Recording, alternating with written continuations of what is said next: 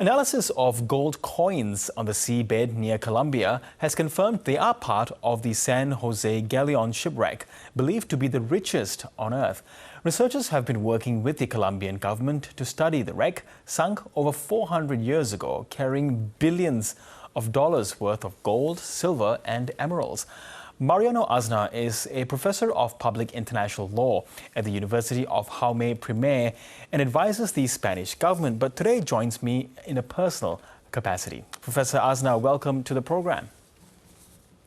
Thank you very much. It's my pleasure. Now, firstly, can you tell us about the San Jose? What do we know about the ship and how it came to, its final resting place, I suppose, off the coast of Colombia? And more importantly, what are the treasures it holds? Let me just say something at the very outset of our conversation. I don't like the term treasure because it reduces the historical heritage to a monetary idea, so to say. But yes, about the history and the fate of the San Jose. The San Jose was built by the end of the 17th century while the Habsburg crown was still in Spain, and sailed to our viceroyalties in South America, in the mainland, in Cartagena de Indias, in 1707, in a fleet. That fleet used to be a convoy of different merchant vessels, sheltered by several warships, the captain and the almirante. The captain was the San Jose, and his sister vessel was the San Joaquin. These vessels went to Portobello, currently Panama, and then sailing back, headed to Cartagena de Indias, a British fleet came across and battle began. And suddenly the San Jose exploded. It is still not sure if she exploded because of a cannonball or by an accident at sea. But the fate was that around 600 people aboard the galleon were perished with the vessel, and the remains are still located 600 meters depth in the Colombian territorial waters, just in front of Cartagena de Indias. Yes. And take us through, not just the monetary value of what's in the ship, but also, its historical value in the modern day. It is really, really important because, as I mentioned, it was built under the Habsburg crown, but it was incumbent against the Royal Navy under a different dynasty, the Bourbon dynasty. That is an important historical point.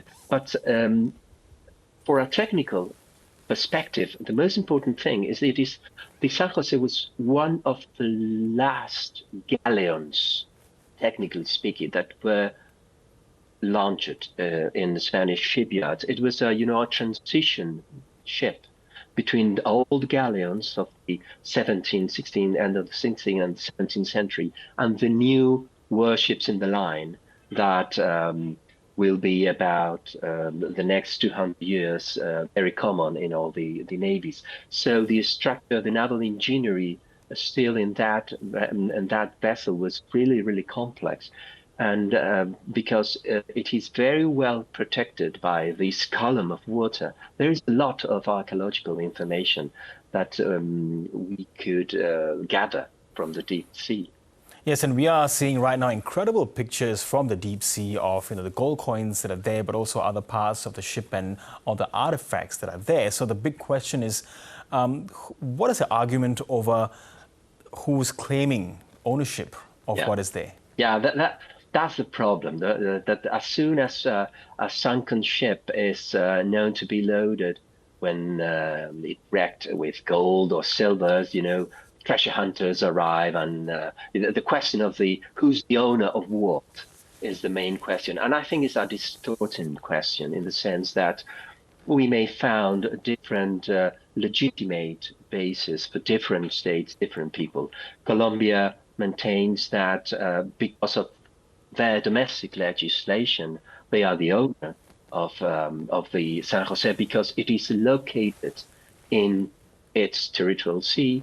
Spain maintains, depending on our domestic legislation, that because it was a sunken warship, the flag of the ship comes to a point, and then it is the public property of Spain.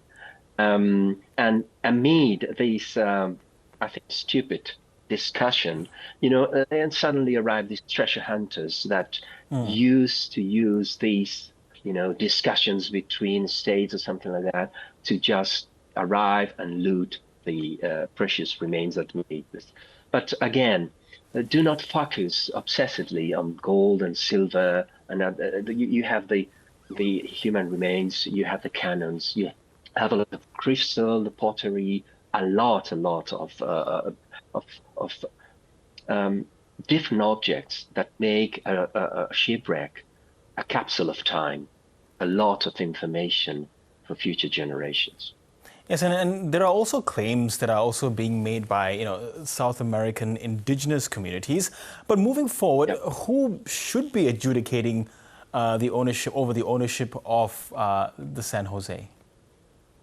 By the moment, nobody, because there is no international tribunal with the jurisdiction or competence to adjudicate the case.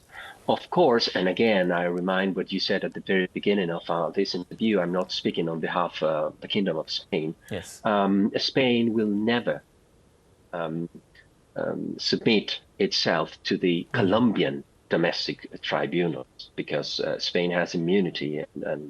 So I think that the only and the best solution for this case is to arrive at a friendly agreement between Colombia, Spain, and some other interested states, because do not forget that the cargo aboard the San Jose when it wrecked was coming from current Mexico, Peru, Bolivia, Panama, and a lot of other countries like Philippines and China and so on.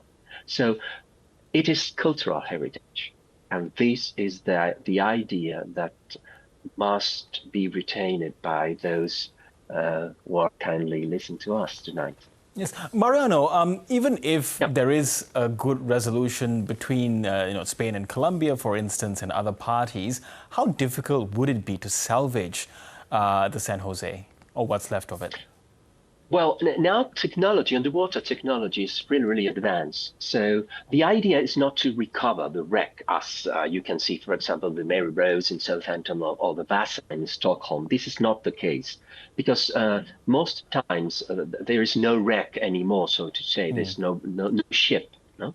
But there is a lot of very, very interesting objects that need to be preserved, curated, and in their case, exposed in laboratories, in very, very well-prepared museums, etc. That, in my opinion, must be Cartagena de Indias, which is the best place to show how was the trade for 3 centuries that linked 4 different continents during the Spanish viceroyalties in America and Asia. So it's general history of humankind. It is not just this. We have the technology. We may have the money.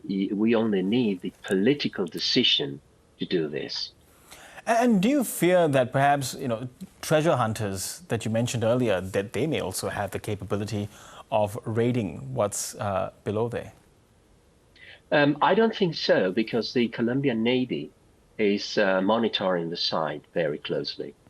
And to operate, to make this kind of looting, although it is possible, but to do it at 600 meters depth, need a special, very, very special technology. Not to take, little pieces one by one, but just to take, like they did, for example, in the case of the Mercedes frigate some years ago, when treasure hunters looted a Spanish frigate. But Colombian Navy is monitoring very seriously the place of the wreckage. Yes, I suppose everyone hopes that the historical integrity of the San Jose can be managed. Professor Mariano Aznar, it's been a pleasure speaking with you. Thank you so much for your time. It was my pleasure. Thank you very much.